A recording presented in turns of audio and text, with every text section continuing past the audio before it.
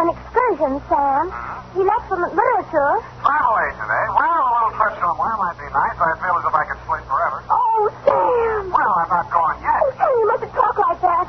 I've been sitting here reading this booklet, and it says it's later than we think. It can't be. My watch says 3 minutes to 9. Now, there, you see, it is later than we think. I was slow, too, till I said it by the radio. Well, pick it up and set it in your favorite chair. I'll be right down to dictate my report on the Overjord caper, or Effie's folly, or who put the corpse in the Murphy bed. What?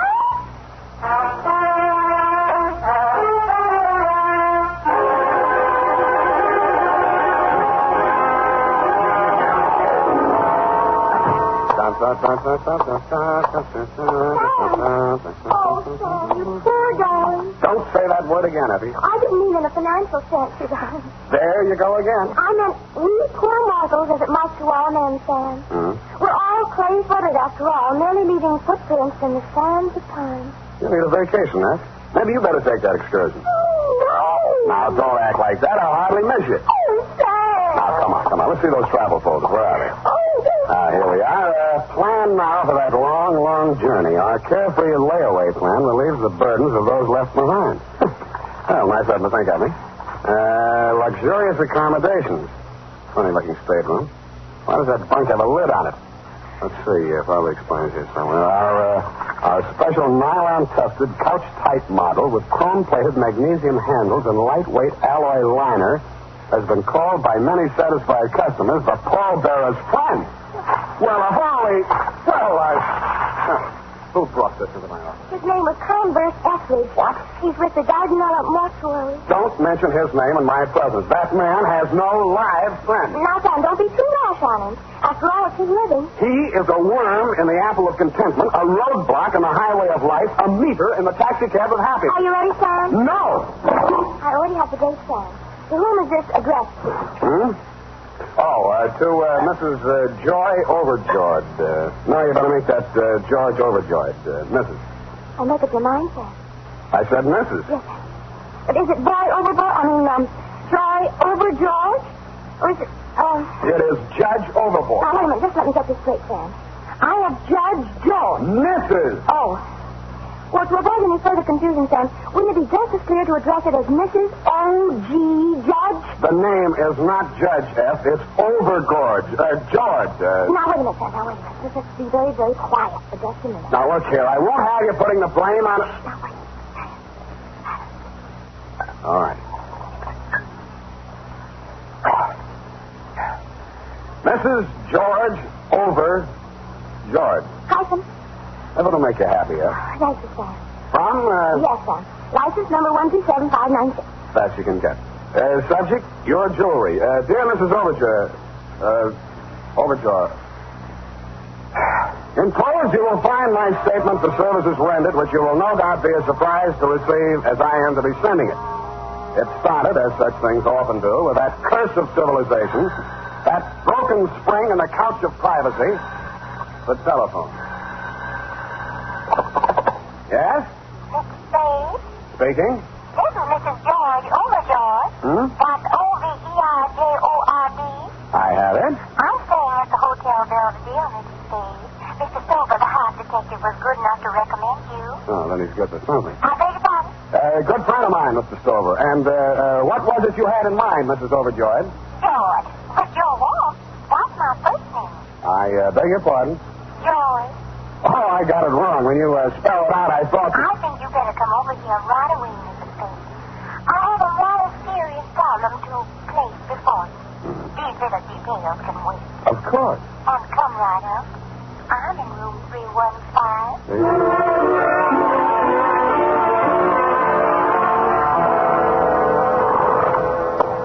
Oh, mysterious women with strange sounding names. Clothing and Jones. 315. 315. Better. Knock. Who's there? Mr. Spade. Just a moment. Come in. Oh, pardon me. Come on in, Mr. Spade. Whatever you say. Sit over here, won't you, please? Oh, yeah, sure. I'll just bring Oh, this... don't bother with the chair. I'll make room here. Oh. Thanks. Here. Now. Isn't that nice? Yeah. Oh, don't worry about George. He's on a gray line tour and won't be back for hours. George? Yes, poor dear, he's my husband. Oh, well, Mrs. Overjord. You're sweet. Call me George. I feel that since you're a detective, you'll know my secret sooner or later. So why hide anything? Well, what are these? Feathers? Tickle. Sort of. No. Now listen, Sam. To begin with, my husband must never know. Yeah, well, all right then, yeah. About the jewels. Oh. You see, you gave me the money for a floater policy on the necklace, and I was naughty. You were. I spanked it in a wild mood. Sam, are you listening? Yeah. Mm-hmm. Sure, yeah. You sank somebody's mink. Tell me, what did you want to do for the next time? No, Sam. I sank the floater. So now it isn't insured and it's gone. Ran away, huh? Not the mink, Sam, the necklace. What shall I do? Yeah. It was $30,000. Please. But what about your husband? He'll be awfully angry. He's an absolute bog on insurance. And he'd be very upset if he knew I was not fully covered. What time did you say that gray line bus gets back? Sam, we just can't while away precious hours. We've got to find that necklace. My husband... Oh, darling, you're not comfy. My husband... Who? What? But, darling, George Overjord is the richest man in the state of Wisconsin. He'd be very hard to replace. You're absolutely right. Husbands should be kept in their place. Sam, if you don't take more interest in this problem, I just have to get another detective. Huh? Oh, no. Hey, don't do that. Now, what? What are you looking for? The telephone. I want to check those gray line bus schedules.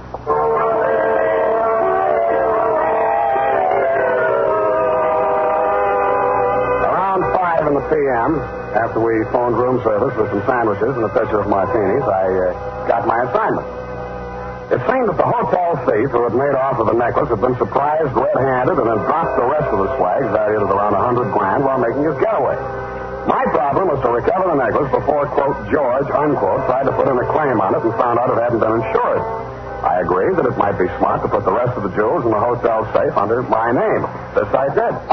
About then, somebody breathed down my neck and said, "Hello, darling. Hello. I froze. A second ticked by before I even had courage to turn around and face it.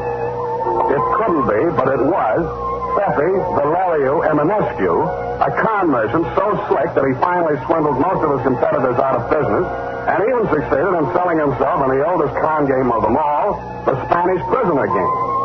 The last time I had locked horns with him, yellow diamonds were turning white faster than the hair of the policeman he was suing for false arrest.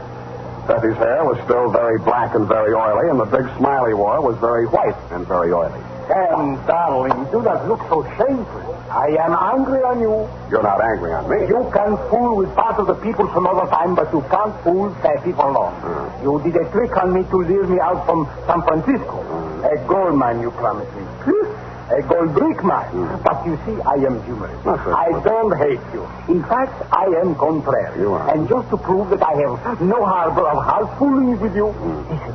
What do you think of this one? Never mind. We buy a printing press. And what are we pressing? Your luck. No. Tickets. Vouchers and the Romanian National Lottery. Vouchers. With the Iron Curtain, darling, who could see through it? Effie, darling, where are you staying? I am a guest on this hotel. I'm sure of that. May I inquire which room the management is losing money on this time? I think I changed. The neighbors have got noise. 317? Also the plumbing. 313? Stop beating around these bushes. What have you caught me doing? Come on, let's have a look at your room.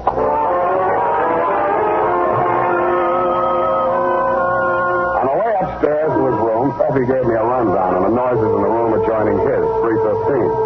On one occasion, according to his story, he'd heard a woman scream, but the rest of it was all in Norwegian. According to him, Overjord was a Norwegian name. But all the same, it sounded fishy, and I don't mean lip fishy. When I gave him a rundown on the missing Overjord necklace, he threw up his hands in anguish and said, Oh, Sam, darling, I think we'd better have a couple of drinks and talk over this. Sit down, Effie. Aren't we thirsty? No. Look, Effie, how did those Jimmy marks get on that connecting door? Jimmy, now I see it. Not only do those Norwegians have noses, they have bad habits. And this a client from you. Effie, why would the Overjords break into their own room from this side of the connecting door? Don't interrupt me. I am thinking. Where does that door lead? To the bed. A bedroom? Don't speak on it. Don't go near it. What's in there? A monarchy. Let's have a look. Sam, darling, I don't want you to get hurt. Effie, are you threatening me? What? I am warning you. That makes it easier. Sam, darling, don't. Remember Pandora? Oh, be quiet.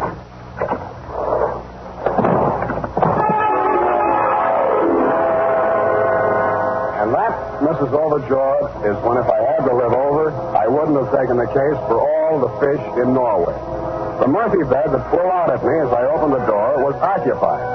The occupant was wearing a dark blue suit, a conservative tie, a small white chrysanthemum in his lapel, and a peaceful expression on his face. He had a very healthy color for a dead man.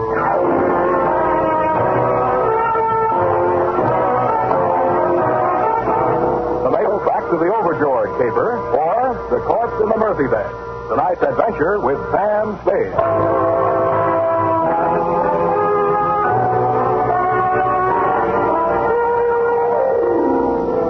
As I stood there looking at that well-dressed corpse on the Murphy bed, I asked myself some leading questions. Who was he, for a start? Had my client's husband returned from his gray-line bustro and stumbled into the wrong room? And then what was really my client's problem? To recover an uninsured necklace or get rid of an insured husband? And what was the function of Effie? Was he an accomplice, a goat, or a body snatcher? At that moment, he was in no condition to tell me because he had fainted dead away. When I had revived him... Where are I? In a bad spot, Effie. Now stop clowning and try to make sense. Make sense? Why not? You never saw a man so sensitive. But frankly, I am discouraged. Help me open. Now look, Effie. I am looking. You realize what means that joker who's finally resting on my morphine? I will be deported to Bucharest. You should be so lucky. Lucky? A Romanian in Romania? At the mercies of thieves, gypsies, and Hungarians? Okay, Effie, you don't want to go home. I do. The ticket for both of us is my client's missing necklace. Did you swipe it? Necklace? Who necklace? Darling, talk about him and I listen. Don't worry about that stiff. He'll keep. What about I? He is comfortable. But where will I sleep? In another city, if you're smart. Now, don't bother to check out. Just drop your bags out the window, hang the Do Not Disturb sign on the door, and dissolve. That should give you about a 24 hours head start. But that would be dishonest. I know, but it's a sacrifice you have to make. Okay. Here. Take the necklace. That's better. And you better take my advice, Effie. Start packing. Like I told you, that corpse is in good shape, but you're not.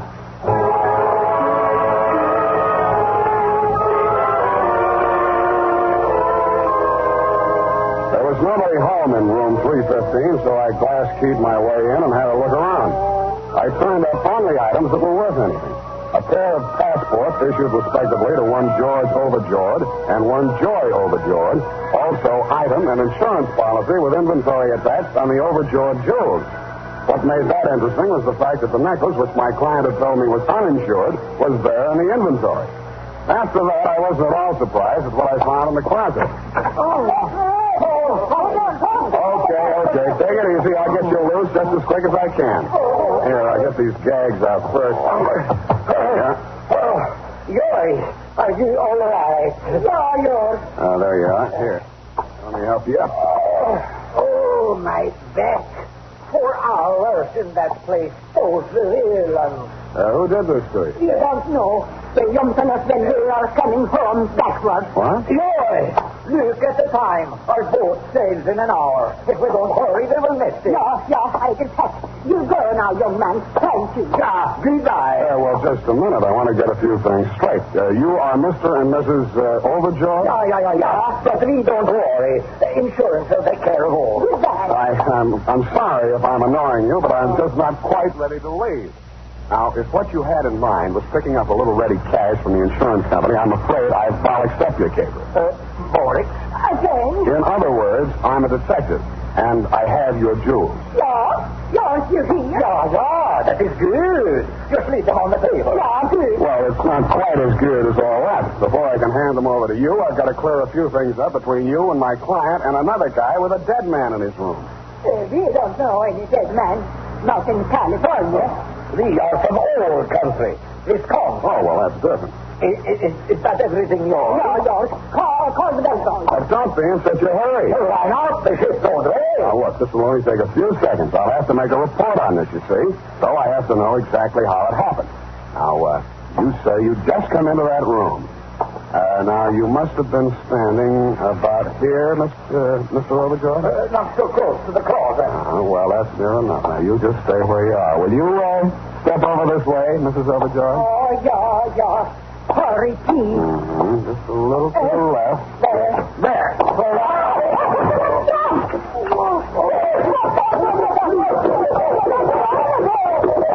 Shut up. What you have with a bad dialect. Oh. I thought that would do it. Good. And now to meet the troll. Just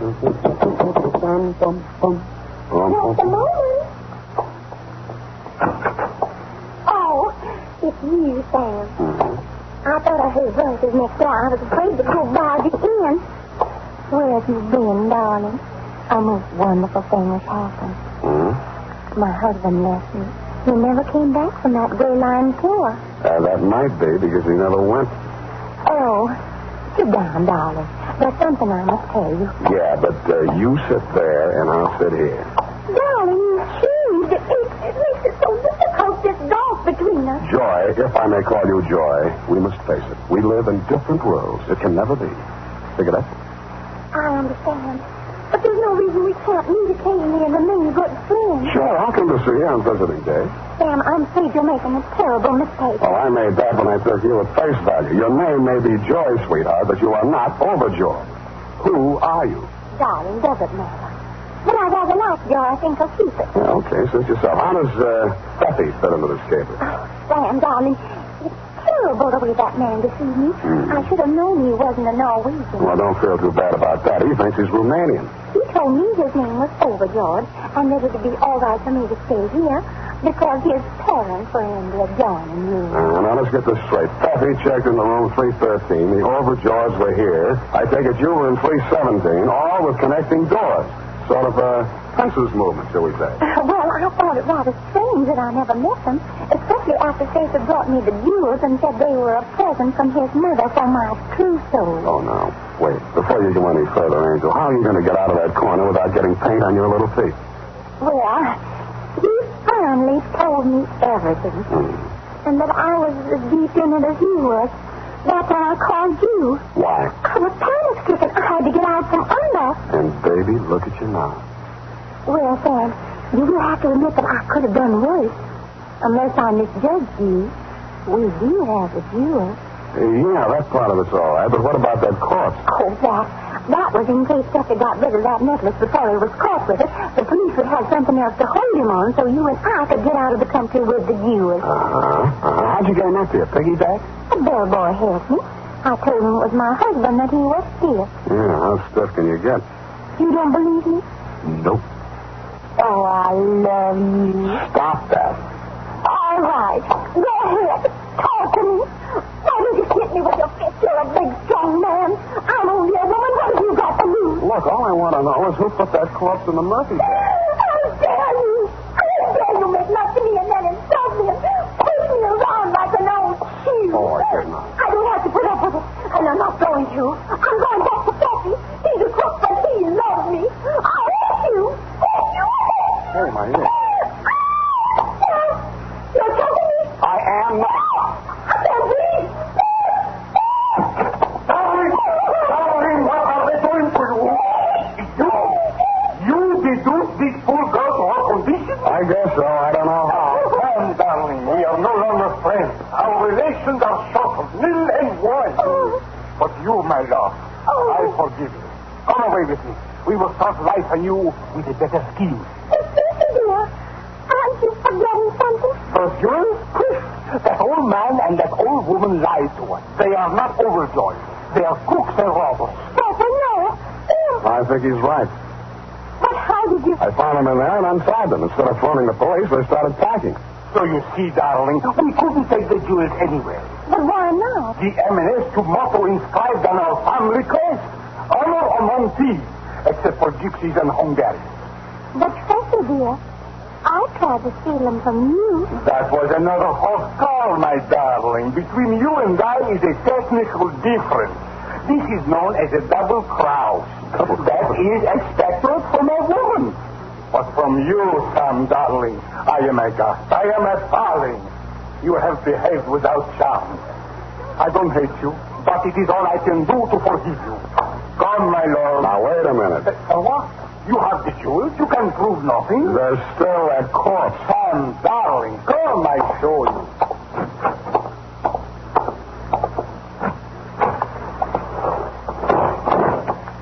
You see?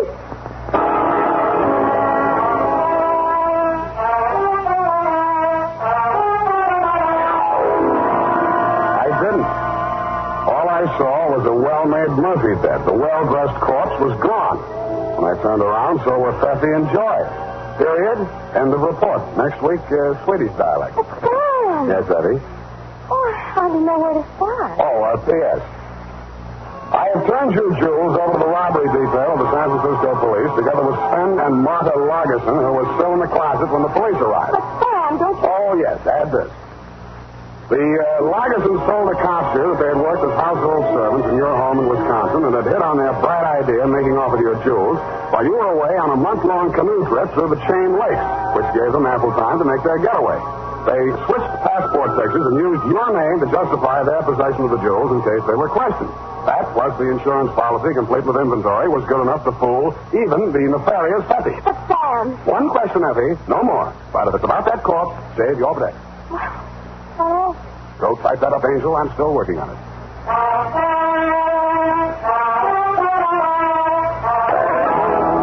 Well, here it is, Sam.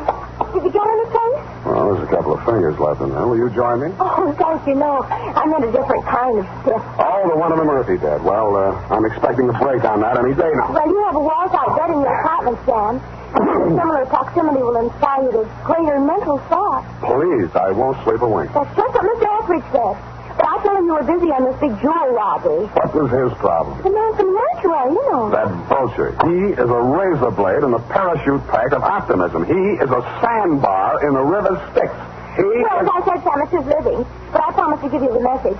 It seems he wants to find this woman. Now, she did a very strange thing. Yeah. I mean, she came into the Dardanelle mortuary and said her name was O'Rourke. And her husband was there, and that his parents had arrived from Ireland right when he dropped dead. And the Irish relatives were mad because she sent him out for embalming before they got awake. And she wanted to know if Mr. Etheridge could sneak him into the hotel before they found out. Why didn't you tell me this before? Well, Sam, I didn't want to clutter up your mind when you were busy on a big jewel caper. And besides, you learned that she was a practical joker and got his value. Sam. Yes, Ed. Sam, could the one in the Murphy bed, I mean. Isn't the short arm a coincidence, Sam? Yeah, probably is. You know, everything that happens in hotels doesn't get in the papers. Hardly a day goes by that some joker doesn't plant an embalmed body in a Murphy bed. If it isn't that, it's frogs, there's salamanders, or sometimes it used to be crackers when so many of them were on the American plan, you know. Crackers? Oh, good night, Sam. Good night, sweetheart.